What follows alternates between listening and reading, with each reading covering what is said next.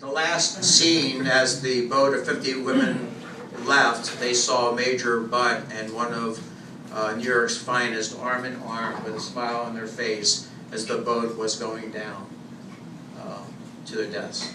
Again, the fortitude of people back in 1912. Next slide, please. When tying into, remember we said, was Roosevelt ever in Doylestown? No. The closest I could put him is, here's a picture of him at the water gap, Delaware water gap, and we also have him in Easton, and we also have him in Allentown. Is there anybody that can put him closer to Doylestown than that? I'm always trying to learn. Okay, next slide, please. Now, what goes in when we're thinking about somebody? And by the way, that time that he's shot, he's 54 years old. 54 years old.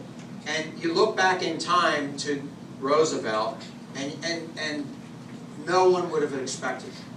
When he was born, he was nearsighted. When he was born, he was frail. When he was born, he was asthmatic. His father thought that he would die many nights.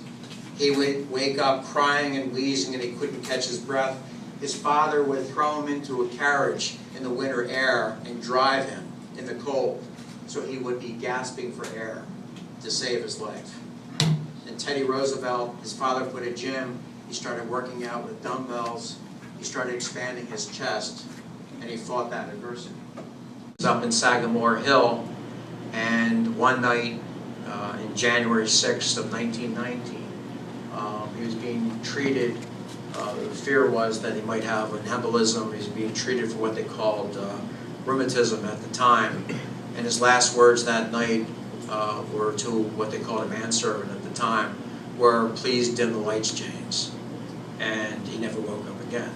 And he died in 1919.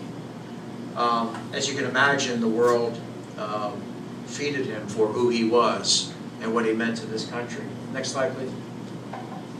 And this picture, kind of ending this presentation, I think shows the exuberance and the vitality of Teddy Roosevelt.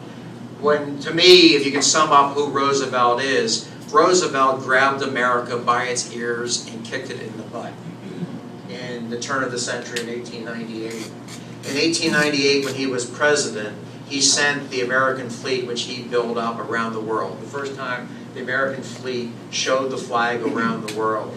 We became, there's pluses and minuses, we dabbled a little into colonialism, but he thrust us into the modern era from which we then catapulted through World War I, World War II, and where we are today. And Roosevelt is the true, I think, the essence of who we are as Americans. But seeing all of you here just thrills me, because if I've done anything today to make you feel, touch, or sense the past, or want to pick up a book and read something about Roosevelt, give me a call. I have 135 books on Teddy Roosevelt.